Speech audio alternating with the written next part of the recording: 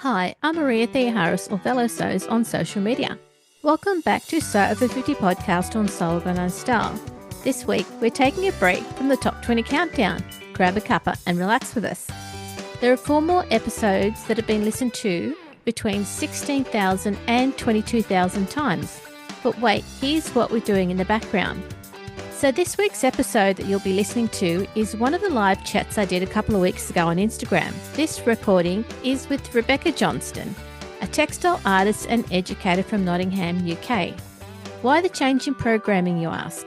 Well, each of the most listened to guests asked to record an updated version of their podcast, and that's what I'm working on at the moment. Can I just say, interviewing on Instagram Live can be very intimidating and lots of fun if you prepare for it. We can also answer any questions that you ask on the spot if you're watching at the time. And in the future, I'll be doing a few more Instagram Lives so that people can engage with the guest as well as turn it into a podcast. So today, please enjoy this chat with Rebekah Johnston, who was one of the November Making Zen Online retreat artists. If you want to see the video version, hop into the Sew Organised Style YouTube account now and share the fun with us. It's also on the Sew Organised Style podcast account, but I encourage you to go to the YouTube account so that you can pop into any part of that interview now. Thanks for listening. We're here. Rebekah, thank you for coming on to Sew Organised Style podcast today to talk about your work. And yeah, I'm just really pleased you're here. Thank you for having me. Sorry for the technical bump. My pleasure. Oh, okay. All right. Get my head straight. So, Rebekah, tell us where we can find you online. So obviously Instagram is Rebekah_handmade, and my website is www.rebekahjohnston.co.uk. Great. Now, the reason that you've been invited today, let alone what we're going to do next year, maybe, fingers crossed, is because you're one of the tutors for the Making Zen Online retreat. So I've got a little bit of information about you, and it's to do with how your art entwines self-discovery, sustainability. Can you talk to us about that? Yeah, so I make slow stitched textiles, so it can be quilting, it can be wall hangings, but yeah, more kind of textile art rather than functional products, and yeah, kind of the hand stitching thing almost happened by accident. It was a kind of a gradual process. I was an art teacher. I taught art in secondary schools for about 13 years. Yeah. And then maybe in the last 2 or 3 years after I had a child, the work-life balance was really difficult. I had a period of time off work with stress, and it was around that period that I kind of came back to sewing. And I've always made stuff with my hands. Yeah. Hand sewing felt more, it's easier to kind of pick things up and put things down at a moment's notice if you need to get up and do something with a child. So it sort of happened that way, really. And I started documenting what I was making on Instagram, and that started to grow, and it sort of evolved from there, really. Okay. I mean, sewing can wait. That's why, if your child needs your attention right there and then. That has to happen first. Yeah. The sewing can get done. It won't go off. It'll be fine. Yeah, it's just for me, I can drop it and then pick it up an hour later, a couple of days later, and rejoin that easily. And I think I work in quite an intuitive way, so I'm not necessarily having to concentrate really hard on what I'm doing. I can just let my hands move and my mind wander, and that kind of approach works for me with where I am at this stage of life. Yeah. And I suppose what you're describing now is the aspect of meditative practice with stitching. Yeah? Yeah, Yeah. yeah, absolutely. It's kind of yeah, like I'm someone who needs to keep my hands moving. And I've sort of, yeah, we've talked about this quite a lot, but somehow your hands are better at articulating what's going on in your head than your words are sometimes. So it's a way for me to kind of process things. Yep. And yeah, repetitive movements are really good for just kind of, yeah, calming your brain. So that the running stitch is what I use most often. It's just the most simple rhythmical kind of stitch. That's what I use most frequently. And yeah, that's often my sort of go-to thing to do if I'm feeling a bit overwhelmed or a bit anxious. That kind of stitching really calms and soothes me. So yeah, it's definitely very meditative, if that's the word. It works. It works for me. See, I sew clothes, and I am constantly unpicking a lot of things all the time. Is that something that you encounter when you're hand stitching as well? Not so much with hand stitching. Yeah. I guess it depends. It depends first of all what I'm making, and also like the reason I'm making it, I suppose. So if I'm working in quite an intuitive way with the running stitch, there's no kind of set design, so there are no mistakes, and often mistakes can be quite magical and they get incorporated into it. So I mean, I sew clothes as well, although I haven't done it for quite some time, and it's a very different way. Like you have to follow a process, a step-by-step process, and it has to be done accurately. And I have to be in a certain mindset to be able to work that way. Whereas the way that I approach my sort of textile art is very free, and I do it like that way on purpose because I don't want to get in a tangle with something. I don't want to get frustrated that something's gone wrong. So yeah, if I'm working, sometimes I'll unpick if I'm doing something like needle turn, applique, and the shape's a little bit distorted and I wanted it a particular way, then I'll unpick it. But it's not in the same way as I might have to if I was using a machine. Yeah. Oh, good. I think that's a good positive. Is you're just being intuitive, and there's no stopping you, even though you can put things down and pick it up. Yeah, exactly. And often it is, you know, if I'm in that kind of mood where I don't know, if I'm a bit grumpy, I don't want to then feel like I've failed at something. So if I have the attitude of it's okay, whatever I do is the right thing, then I can't fail. So that's good. Okay, all right. Okay, so just in case people have just popped in, we're having a quick chat to Rebekah because she's one of the textile artists at the Making Zen Online retreat. So what are some of the things that you've been working on recently?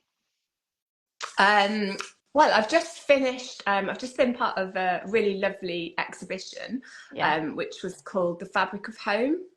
And it was quite a different thing for me to work on because as I said, I sort of work intuitively and I don't necessarily have a set brief.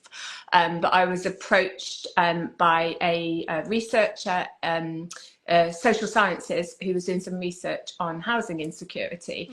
And they wanted some quilts to sit alongside their research in an exhibition.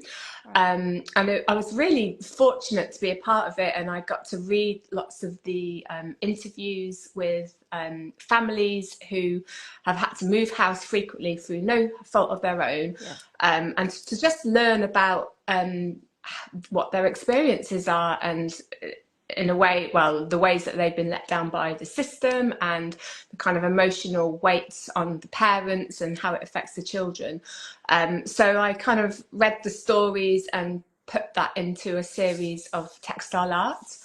So it was a larger quilt and some smaller pieces of work, and it was really lovely. It became quite personal to me as well because it had fabrics from my home, from my grandparents' home, from my daughter, things, you know, offcuts of fabrics that I used in her clothing or in her bedroom. So it was a really layered piece, really special, and yeah, it was a really nice thing to be a part of. So that's been my most recent project. And then obviously there's the Making Zen tutorials and some of the Christmassy things I have going on behind me as well that I'll be working on all the way up until December. But before we start talking about your Making Zen tutorial, do you want to quickly tell us about what you've got behind you for the Christmas? Why not? I've got some Christmas stockings that I'm working on. I'm doing a craft fair in a couple of weeks, so I'll pop some of those up online as well. And then on this side, some of the that was good, wasn't it? I've got some hangings that I make in some of my tutorials as well. Thank you. I always look at what's around the person because it always reflects either themselves or their latest piece of work. So thank you for talking to us about you're welcome. Yeah, I'm always surrounded by stuff. Yeah, it's very much my home is my studio. So yeah, my work is everywhere. So next week, from the 18th to the 22nd of November, the tutorials from the 20 textile artists, which you are one of them, will be available free to people, 4 textile artists per day. So they'll be free. At the moment, you can buy the VIP pass, but I really encourage people to, because we've got, you know, where a lot of people are struggling with money. So I think that this, you know, the coming week from the 18th to the 22nd is a good opportunity for anyone who would like to be creative with resources from around their home can do this. And I saw that the schedule came out. And your session is going to be Found Shapes Patchwork, and it'll be released on Monday the 18th from 11 EST for 24 hours. So talk us through what you're going to be sharing with people for free on Monday. So for anyone who's not familiar with the Making Zen retreats, they're really lovely. Kate from Zen Stitching has put together a really lovely thing, and yes, it's free, so it's a great kind of no commitment, no financial commitment thing to do if you want to have a go at some craft. And yeah, I've got a little example of what I'm talking through in my tutorial. So this is, I'll just hide behind it. This is my Found Shapes Patchwork. So like I said, I like working with offcuts, found shapes, and if you're work with fabric in any way, you will absolutely have anything that you can use. We've got so many offcuts, and you said you make clothing, so one of the first things that I started to use was offcuts from my own dressmaking, and worked with those negative shapes. So I'll be talking how to use those kind of shapes creatively and how to put them together into quite a sort of modern and minimal patchwork. And it's a really great technique for lots of different reasons. You can work any scale you like. So you could just make one square if you wanted and make a coaster. So if it's a first project for you, then it's really accessible and quite a quick thing to work on. And then you can increase your number of squares. You can have 4, 9, and go as big as you want, and the squares themselves can be quite large or quite small.